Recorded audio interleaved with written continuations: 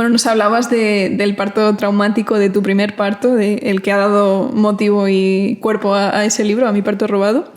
Han pasado ya casi 13 años de aquello.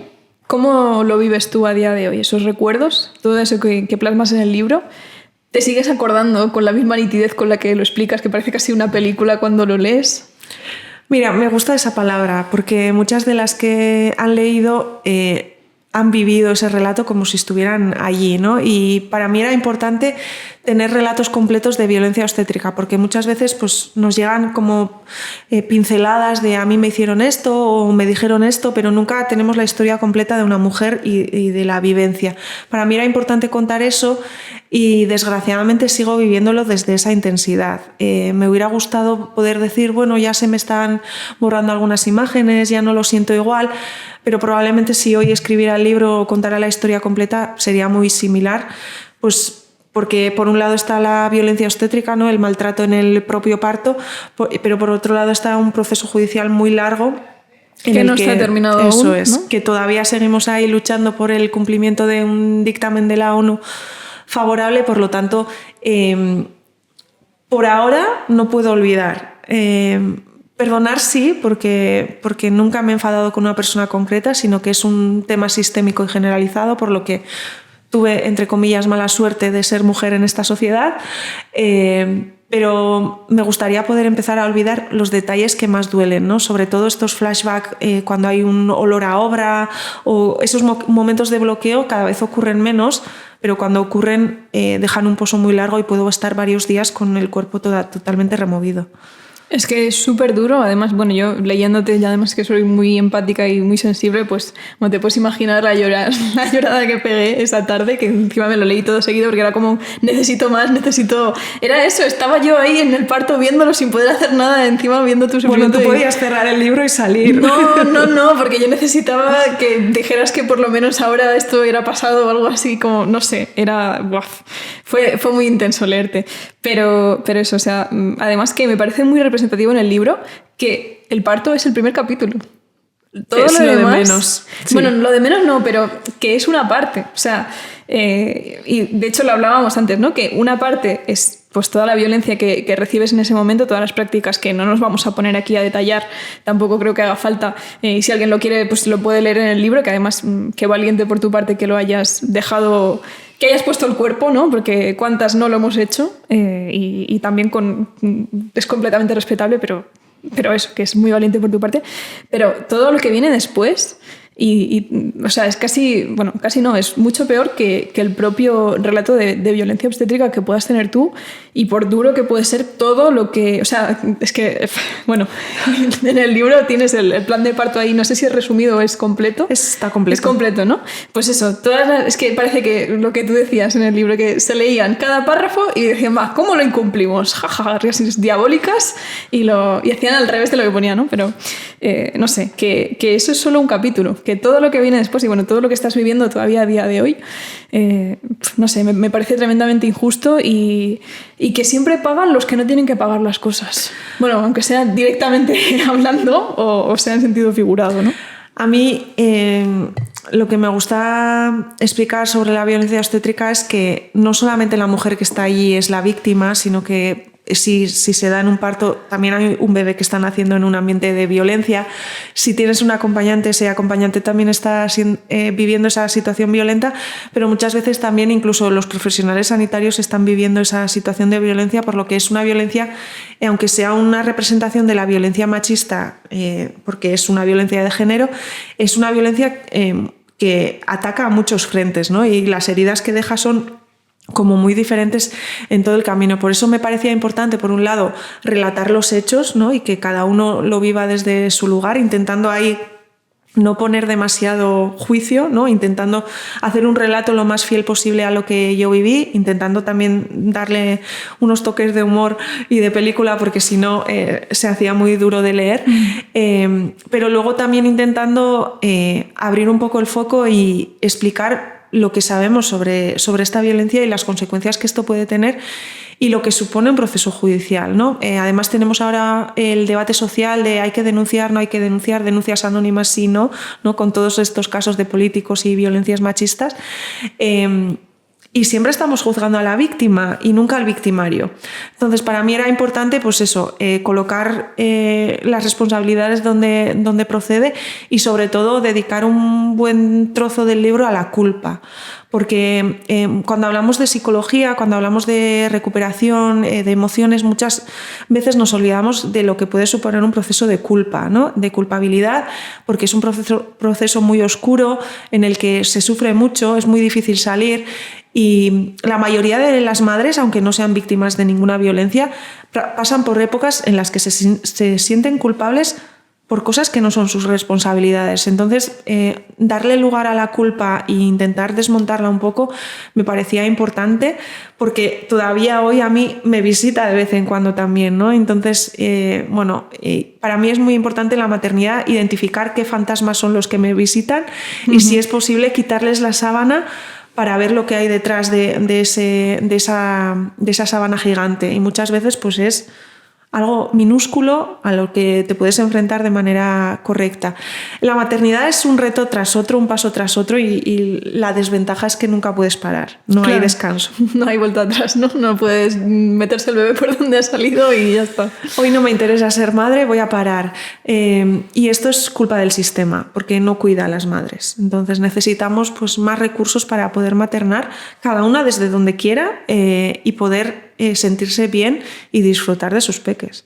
Claro, hablabas de esta culpa, pero ¿cómo no haber culpa si a las 16 semanas, si es que llegas a tenerlas para estar con tu bebé, te tienes que incorporar al trabajo, tienes que producir? ¿Cómo no haber culpa si necesita tu bebé pues irse despertando por la noche, pero tú no puedes porque a las 8 de la mañana tienes que estar en el puesto de trabajo, ¿no?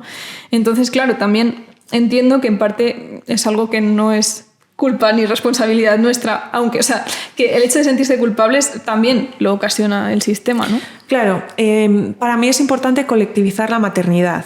Aunque cada una en nuestra casa vayamos a hacer lo que mejor podamos hacer en cada situación y muchas veces desbordadas, es importante colectivizar estos temas, compartirlos y exigir. O sea, que sigamos con un permiso congelado de 16 semanas en el posparto y que el permiso por cuidado hasta los 8 años todavía sea sin repercusión económica positiva. Es decir, si te quedas en casa no cobras. No, y si tienes una cesárea, la baja ya te cuenta en los 16 semanas. Claro, no... claro, que no tengamos recursos es terrible. Y luego que muchas de las madres que nos rodean no tienen ni esas 16 semanas. Es decir, no son permisos universales, por lo que muchas veces cuando hablamos de la culpa, pues no tenemos que olvidarnos que hablamos también desde el privilegio blanco, de clase media y hetero, en mi caso, ¿no? Entonces, yo intento colocar las cosas en su lugar y practicar mucho esta mirada un poco más de apertura para ver las realidades de las madres, pero en general todas las madres necesitaríamos psicólogo muy habitualmente. ¿Tú crees? Es que claro, esto es otro debate, ¿no? Que se supone que como profesionales de la salud, en este caso mental, deberíamos siempre priorizar la autonomía del paciente. Entonces, ahí también hay un debate abierto, ¿no? De estamos patologizando todo, estamos ofreciendo psicólogo a la mínima de cambio, ¿esto es realmente necesario o no? No sé qué opinas tú de esto, ¿por qué lo dices? Bueno, yo creo que tenemos que tener psicólogo de cabecera, seguro, todos, para que en los momentos de más sombra podamos acudir a él o a ella. Y que en la maternidad son imprescindibles los grupos de madres, los grupos donde podamos acudir con nuestros peques si nos apetece, sin ellos si lo preferimos, pero que podamos compartir entre iguales con una única norma, que es la de no juicio, ¿no? Porque nos juzgamos muchísimo. O sea, si ya ser mujer supone un juicio social constante, ser madre es que siempre lo vas a hacer mal. Da igual si das el pecho, si das biberón, si crías en brazos o usas el carro, hagas lo que hagas, lo estás haciendo mal y encima te lo están diciendo, porque todo el mundo cree que tiene derecho a decirte opinar, cosas, ¿no? Pero con todo el descaro. Entonces, esos grupos de madres son imprescindibles. Y si pudiera ser que en esos grupos tengamos el psicólogo de cabecera por si detecta algo, pues sería genial, porque yo creo que sí que hay cierta tendencia a la patologización, pero hay un infradiagnóstico brutal de trastornos relacionados con la maternidad. ¿En qué bueno, tú acompañas mujeres en el día a día, es tu trabajo, entonces, ¿en qué dirías que lo notas más este tipo de patologías o de Bueno, problemas? creo que las madres de peques de más de 2, 3 años, la mayoría viven en un estrés continuo que muchas veces roza la ansiedad, la patología, porque muchas veces es que incluso no pueden dormir, aunque estén agotadas, porque no hay tiempo o porque su cuerpo ya no responde bien, ¿no? Y esto al final pues, puede causar una relación inadecuada con los peques, con la vida y todo esto. Entonces, por un lado eso. Y luego sí que sabemos que cada vez hay más investigación en el entorno perinatal y sí que sabemos que más o menos 1/3 de las mujeres que acaban de parir van a tener algún trastorno psicológico y esto no se está atendiendo. Por lo tanto, bueno, cuando decimos que se patologiza de más, pues tal vez ahí sí que tengamos que poner el foco. Claro. Sí, sí, además que la depresión postparto es algo que todo el mundo ha escuchado hablar de ello, pero a ver quién sabe, no sé, de primero de persona, cómo hacer cuando una mujer acaba de parir, si visitarla, si no visitarla, cuánto tiempo estar, qué hacer, ¿no? Que es como que una cosa súper básica que nadie luego respeta, no sé. Y es bastante más fácil de lo que nos planteamos, ¿no? Porque siempre estamos imaginándonos 1000 escenarios, es que si hago esto le va a molestar. Bueno, pues pregunta. Pregunta, y pregunta no una vez, sino 2 veces. Es decir, como cuando tú dices, ¿qué tal estás? Y te dicen, bien, y vuelves a decir, ¿qué tal estás? ¿No? Bueno, pues pregunta 2 veces, ¿qué necesitas? Te va a decir, nada, estamos bien. ¿Qué necesitas? Que me limpies el baño. Ya está. O que me traigas un tupper, porque llevo comiendo pizza 3 días. Pues vamos a tener que aprender a preguntar y vamos a tener que aprender a responder. Porque muchas veces, ¿no? Claro, desde el Superwoman, dejarnos cuidar también, ¿no? Claro. Y no nos gusta. No nos gusta mostrar nuestra vulnerabilidad.